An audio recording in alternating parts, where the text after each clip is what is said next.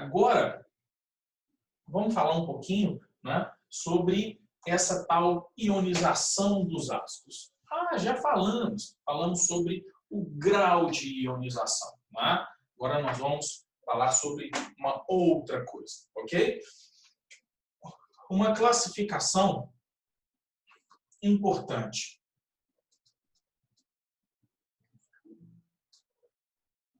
Ok? Então, o que seriam para a gente, né, ácidos monopróticos? Monopróticos são ácidos que ionizam e produzem um H+.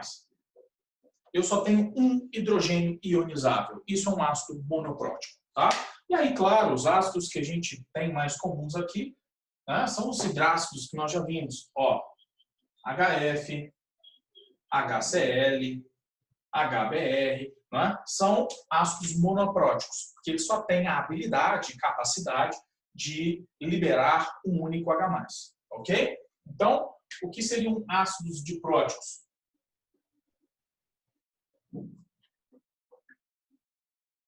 Dipróticos seriam para a gente ácidos que têm 2 hidrogênios ionizáveis. Ou seja, hidrogênios que podem ser liberados na forma de H+, tá bom? Então, exemplo, H2S, ok? Que é o ácido sulfídrico. Eu posso colocar outro exemplo, H2SO4. Esses dois exemplos, ok? São ácidos dipróticos, são ácidos que podem liberar 2 H+. Tá legal? Agora, muito cuidado, presta atenção no que eu vou falar agora, tá bom? Para o H2S, vou pegar ele que, né, a gente tem que escrever menos ali. Então, para o H2S, existem 2 hidrogênios ionizáveis. Eu posso liberar 2 H+. Só que, para aí. H2S, não vou representar equilíbrio nem nada nesse momento, tá bom? Então, H2S, ele libera H+, mais HS-. Todo hidrogênio, todo ácido que tem mais de um hidrogênio ionizável, ou seja, hidrogênio pode ser liberado na forma de H+, esses ácidos sempre vão ionizar em etapas, tá bom? O que isso quer dizer? Que este ácido, independentemente de quantos Hs ele possa liberar, mais do que um, né? Ele sempre perde por etapas. Então, esse ácido ionizou e perdeu um H+. Tá vendo? Essa espécie ainda tem um H. Então, o HS-, ele perde o segundo H+, e se transforma em S-2. Então, todo ácido, não é, que não seja monoprótico, diprótico, triprótico, que seja, não é, ele vai ionizar sempre em etapas. Então, aqui nós temos a primeira etapa,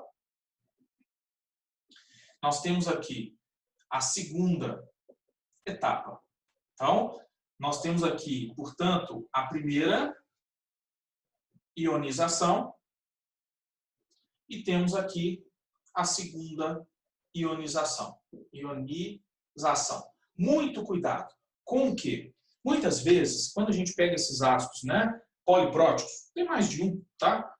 Nós, muitas vezes, representamos da seguinte forma: H2S, liberando 2H+, mais S-2. Se atentem, porque essa equação de baixo, ela nada mais seria do que a soma dessas duas equações. Ok? Ou seja, essa equaçãozinha de baixo, né, é a equação global. ok? Ela não representa, na prática, o que está acontecendo dentro de uma solução, dentro de um sistema qualquer. Qualquer ácido que possa liberar 2 ou mais hidrogênios, ele sempre perderá por etapas. Sai um para depois sair o outro. Ok? Agora, outra característica importante desses ácidos polipróticos, tem mais de um hidrogênio para serem ionizados. Esses ácidos, tá bom? Eles sempre perderão com mais facilidade o primeiro hidrogênio. O primeiro sai com mais facilidade. Os outros hidrogênios que vão ser retirados em sequência, eles sairão com muito mais dificuldade, tá bom? Muito mais. E nós vamos ter uma noção dessa extensão da ionização. Aqui não é nem trabalhando mais com o alfa, que é o grau de ionização, mas sim trabalhando com a constante de equilíbrio, que é o Ka para os ácidos, tá bom? Então nós teríamos o Ka1 para essa etapa e o Ka2 para essa etapa de baixo. Claro, levando em consideração que são equilíbrios, nem representei isso ali, tá bom? Vamos deixar essa informação para depois. Então, esses ácidos dipróticos seriam ácidos que têm exatamente essa característica. Eles conseguem ali liberar 2 hidrogênios. Existem 2 hidrogênios ionizáveis, tá bom?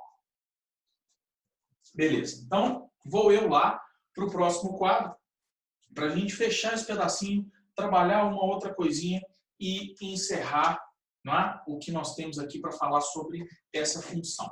Ó.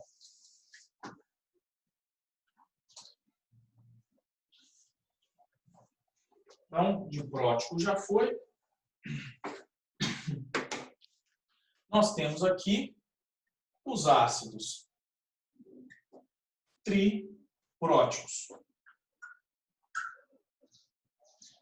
que são ácidos tripróticos. São ácidos, né, que têm 3 hidrogênios ionizáveis, ok? Apresentam 3 hidrogênios ionizáveis, que são liberados, portanto, na forma de H+, ok? O ácido triprótico mais comum, não é o H3PO4, ok? Tem 3 hidrogênios ali que podem ser ionizáveis, tá bom? Beleza. E nós temos também aqui os ácidos tetrapróticos,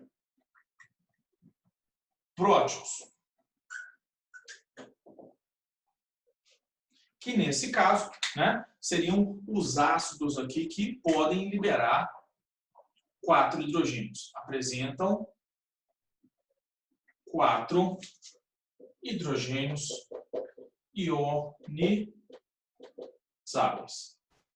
Ok?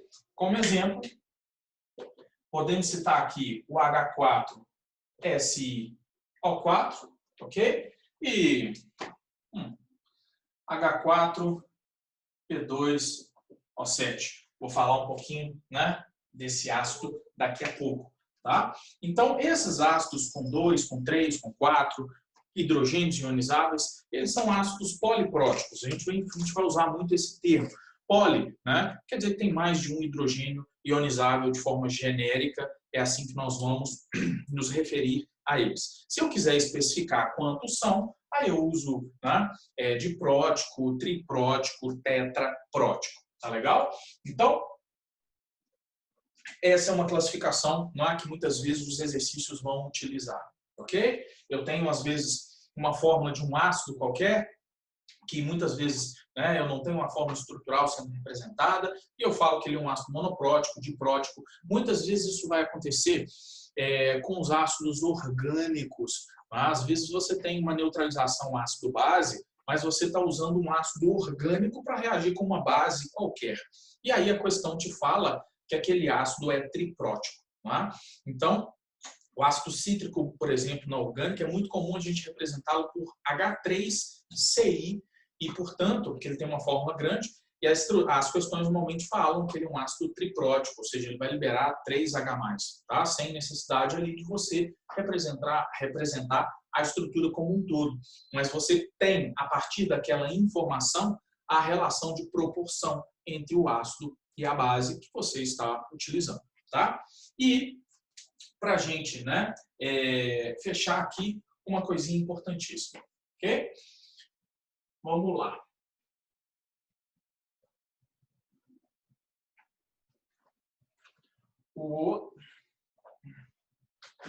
Então, vamos falar aqui um pouquinho, de novo, né, do fósforo. Ô, praga, né? Vamos falar aqui dele. Ó. Fósforo. De novo, aparecendo na nossa vida, não é? O que o fósforo tem de importante para a gente aqui? Esses oxiácidos, não é? Uma das definições que a gente encontra para eles é que esses oxiácidos eles são produzidos pela reação entre um óxido ácido, ou um anidrido, não é? Ou um óxido molecular, nem todos são anidridos, a gente vai ver isso depois, mas da reação desses óxidos com água. Então, presta atenção no que eu vou fazer. Para o fósforo, tá? Ele pode ser obtido a partir do P2O5, tá? Que é o óxido de fósforo ali com NOx mais 5. E aí, prestem atenção, eu vou pegar esse óxido e vou reagir com uma água. E nós vamos aqui obter qual ácido como produto? É só juntar tudo, tá? Nós vamos ter aqui, ó, o H2, P2, O1 com 5, P2O6. Se deu tudo par, eu posso simplificar, tá bom? Então, nós vamos ter aqui 2HPO3, ok? Eu tenho um outro ácido possível. E nesse caso, ele vai reagir com duas águas. Então, nós vamos ter aqui o H4, são dois, ó, P2, aqui 5 com 2, P2O7, ok? É um outro ácido possível para o fósforo. E eu tenho aqui, com 3H2O, eu tenho, né, 3 vezes 2, 6, H6, P2, O5 com 3, O8. E aí, quando eu simplifico, igualzinho eu fiz aqui em cima, porque é tudo par, eu obtenho o H3PO4. Ok? Eu estou percebendo que existem muitos ácidos com o fósforo, não é? Mais do que nós esperaríamos, mas existem.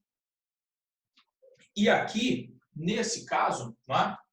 Quando a gente representa e nomeia esses compostos, lá vamos nós, ó. Esse ácido aqui, ó, PO3H. Nós vamos ter isso aqui, ó. Deixa eu representá-los para cima. POH, né? O e O, ok? 3 Os, aqui, ó, o P e o H, ok? Embaixo, P2O7, H4, P2O7. Nós vamos ter isso aqui, ó. P, O, P. Nós vamos ter o fósforo, né? Fazendo aqui as 5 ligações que nós esperaríamos. Opa, deixa eu desenhar bonitinho. Olha lá, ó. H1, 2, 3, 4, P2, ó, 1, 2, 3, 4, 5, 6, 7. Esse é o H4, P2O7. E o H3PO4, já desenhei ele, né? Nós temos exatamente isso aqui, ó. Legal. Ok? Beleza. O que eu percebo a partir da análise dessas estruturas? Que elas são esquisitas, né? Mas esse ácido aqui, ó, ele tem 4 hidrogênios ionizáveis. Aqui, ó.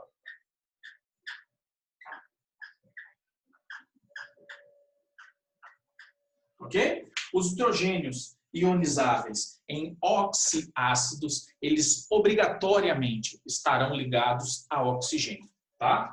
Aqui eu tenho um hidrogênio ionizável e aqui, conforme nós já o classificamos, eu tenho 3 hidrogênios ionizáveis, beleza? Então, quais seriam os nomes para esses ácidos? Em todos eles, o fósforo tem NOx mais 5, porque ele foi produzido pelo mesmo óxido com graus diferentes de hidratação, tá bom? O ácido que aqui nós temos, ó, é o ácido metafosfórico.